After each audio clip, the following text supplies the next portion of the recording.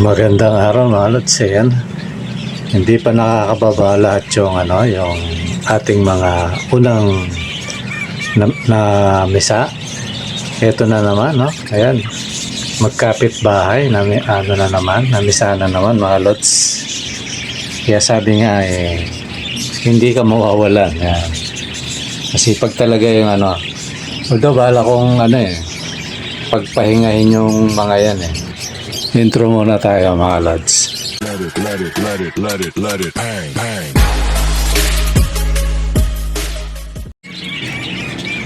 Magandang araw mga lads. Ayan, at tinignan natin yung yan, namisa na naman. Di pa na ibababa yung mga yung naunang napisa. Ayan, may namisa na naman mga lods. At magkatabi yan yung na yan. Yung dominant. Tapos, yung mga puti. Ayan, yan. Magkapit bahay yan, magkumari yan mga lods. Tapos, yung may tinitingnan akong na isa pa, na tatlo yung inakay. Yung isang yung bali tatlo sila, yung isa parang puti. Kasi hindi pa ganap yung kulay. Pula na yung mata.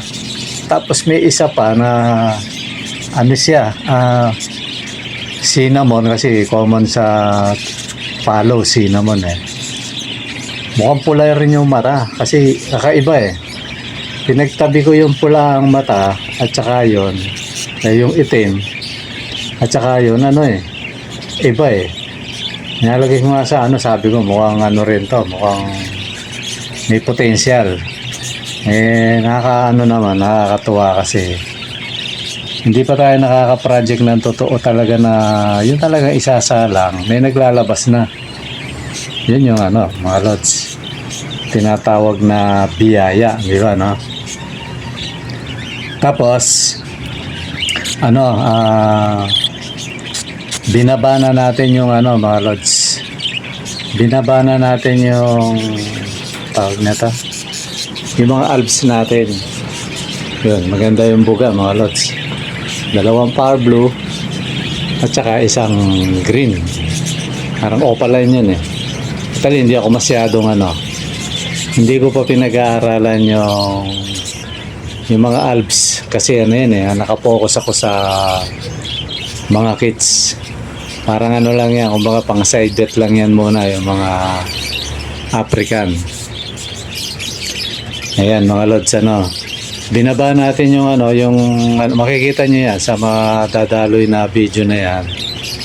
Binaba na natin kasi yan, baka mamaya gurgurin na naman kasi may history yan na ang laki na nung inakay.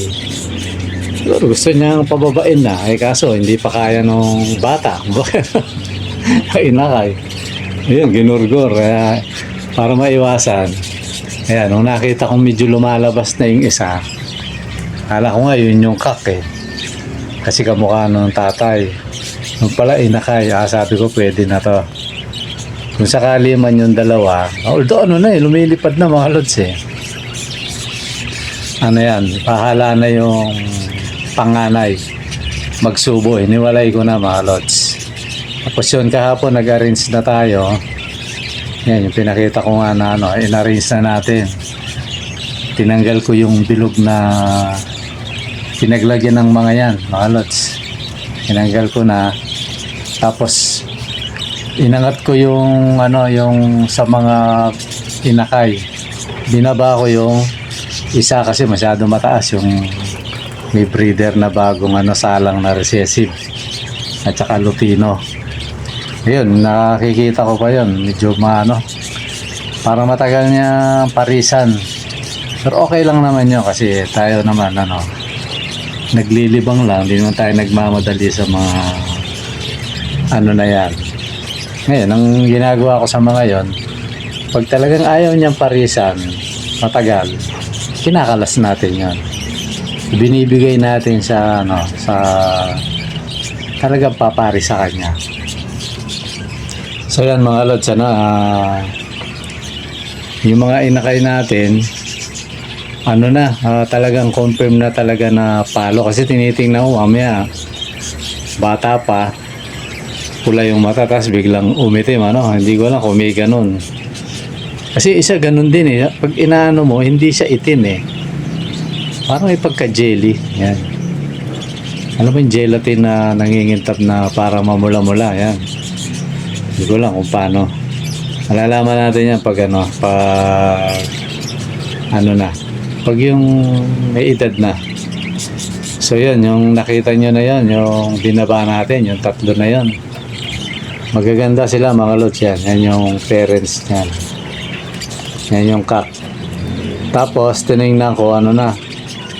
Pagkaalis ng ano, mukhang pumesto na kagad yung ano, yung hen. Yan oh, nakapwesto na kagad. So ibig sabihin ano yan. Naghahanda na namang umitlog yan mga lods. Yan.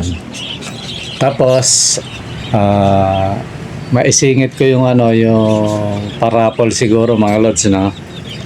May nagtatanong ano daw kung kailan.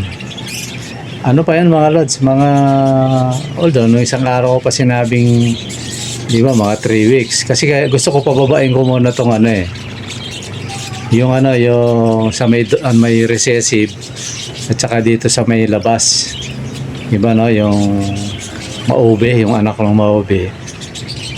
Gusto ko muna ng ano, bumaba yung ano na yon, yung dalawang may inakay na yon. Pag nakababa na yung mga yun, talagang naubos na yan. Tsaka tayo ano, magpaparapol. Kasi mahirap pa no, mga lods eh. Mahirap pa empty yung ano natin, yung kulungan. Pagamat dalawa na yung kulungan natin, ano, mayroon ng hiniwalay ko na yung ano, yung potential na gawin natin breeder na pagugulangin. Nilagyan ko na ng boundary, meron, hindi na sila kasali dyan. So yung mga pambenta dyan sa kabila. Hindi to pang vlog lang talaga, tsaka pang breeder. Kumbaga pinapagulang yan dito. Ngayon pag talagang ba may na ispatang kayo na ano eh, hindi ko pa pinaproject yon. Gusto nyo eh, usap na lang tayo siguro sa ano sa messenger, gano'n na lang. Although ano yun, gusto ko talaga ano, dumami yung ano natin, magpa-project tayo ng follow. Diba, no? Lace wing tsaka palo. Yan ang mga target natin. Although, mukhang nakita ko, ano eh, mukhang maraming lace wing. So, hindi tayo mahirapan mag-project ng palo. Sabi nga nung isang kalods natin, so, bali, second generation na yon, yung, ano, total, hindi ko matawag na ganun eh. Hindi ko matawag na ganun pa. Kasi, ano siya, kagaya nun, recessive. Tapos yung isa, bio. Parang light na violet. Wala akong napansin na red eye doon eh. Kasi yung ano, yung recessive na yon. Tapos yung ano, yung hen, alam ko normal lang eh. Kaya nagtaka ako bakit ano, tumakbo yung ganun na ano, tumakbo yung ganun na naging pula yung mata papunta sa sapalo, ano. Wala akong idea. At saka yun, yung kung natandaan nyo yung nalason mga lods. Yun. Yan pa yung cock. Yung nalason ko na ano, yung nagbubuga ng ano. Nung una binubuga niya mga dominant. Tapos may mga recessive din pero hindi ganun kasolid. Tapos yun na, kung kani-kanino ko pinares, hanggang sa, ayan, na-stay na siya dyan. Kasi ganun ginagawa ko, pinapares ko. Baka yung may bloodline nito, yung violet. Yan, may possible. Siya yung may taglay na dugong, ano, dugong palo. Kasi kung sa recessive, wala eh. Dahil ilang beses ko nang, ano yan, ilang beses nagbuga yan ng, sa may normal. Yung kapares na normal pa. Yung nalason, parang nakakain ng ano, yung panahon na maraming bubwit dito sa kadaga. Naglason ako nun. Ayun, nadali yun. Na, ano siya, nalason. Yun, nakakain ng isang piraso eh. Patay talaga yun. Ano yun eh, nakailang buga rin yun eh. Walang lumabas na ano. Ang lumalabas sa kanya, mga ano, cinnamon, yan. Cinnamon. Tapos ano, yan, mga dominant, recessive, tapos may normal, kasi nga normal yung ano. Hanggang sa mamatay yun, tapos pinaris ko uli sa puti. Wala rin, ilang buga rin yun. May edad na rin kasi yan eh. Yung recessive na yan. Tapos itong ano na, itong bio, yung light violet na to na dilute.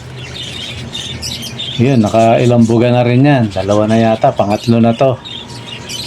Walang ganong history na ano na may pula ang mata, tapos nagulat ako, ba't biglang ano. Kaya siguro hinala ako dito, ang may daladalang dugong ano, yung violet. Di ba, no? Tapos yung ano, yung galing naman kay JR, yung isa nating ano, kalods. Hindi pa yun eh, kasi ngayon ko lang pinarisan yung mga yan. Totally, ano pa lang sila. 2 buga. Pangalawa pa lang ngayon, kaya malabong sila yung ano. Sila yung parents nung pinaris ko dyan. Kaya ano yan, ang ano talaga, ang pag-ibon, mahiwaga. Sabi nga nung isang sinusundan ko rin ano na may akda ng ano, yung mahilig din sa mga parakeets, nagsusulat sila, no. Ang ano, sabi niya, ang parakeets, hiwaga yan. Yan. Ang pagkasabi pa nga ron, ano eh, kaysa sa ibang ano, kung ikumpara natin sa African, ano, kasi ang African, pag ano yan, pag ano ba, pinaris mo eh, 2 green. Totally, mas ano yan eh, ang ibubuga na, puro green na eh. Diba, no? May masasalit man dyan, bihira. Pero ang parakeets, iba. Pag inano mo, ano talaga, iba-iba yung kulay nung ano eh. May blue, may puti. Sa isang ano ha, sa isang pares lang. May dilaw. Kung ano-ano yung lumalabas. Kaya sabi nga nung ano, yung sinusundan ko rin ano, sa parakeets. Ano, may hiwaga talaga sa parakeets. Yung ano niya, yung mga genes niya, no, mga bloodline. Kahit sabi mo malayo na, tapos biglang lulusot, magugulat ka. Yan, parang nangyari ngayon sa akin, ano, na nag-uumpisa pa lang tayo, kumbaga yung ano mga lods, sa mga hindi nakakaalam, ano, sa mga bago lang na nakatune in dito. Ano yun, yung ipa-project pa lang natin yan, yung mga lace wing. Tapos siyempre magre-research pa tayo, nagbuga na kagad yan, kaya swerte, di ba, no? Ganun lang naman sa pag-iipot eh. Pag minsan nagsawa ka na, hindi ka makapagpalabas na ganung gusto mo, pero minsan naman hindi ka pa nag-uumpisa, andyan na. Yan. Ganun lang yan mga idol sa pag-iibon. Kaya importante yung ano, pagtsatsaga. Kailangan matyaga ka. Kita mo ako, sa kakatsaga ako, maaaring hindi ko na malaya na pinagparis ko na ano na, maaaring siguro, basta hindi ko alam, galing sa ino ba yun o nanay niya, ganun. Tapos binangga ako dito dun sa ano, yun, naglabas, di ba, no?